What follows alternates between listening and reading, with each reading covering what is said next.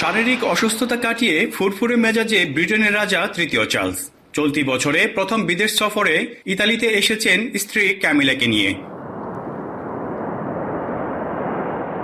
Italy সফরের প্রথম দিনেই কুইরিনাল প্রাসাদের রাজা রানীকে অভ্যর্থনা জানান ইতালির রাষ্ট্রপতি। লাল গালিচার পাশাপাশি রোমের আকাশে বিমান দিয়ে জানানো হয় সংবর্ধনা।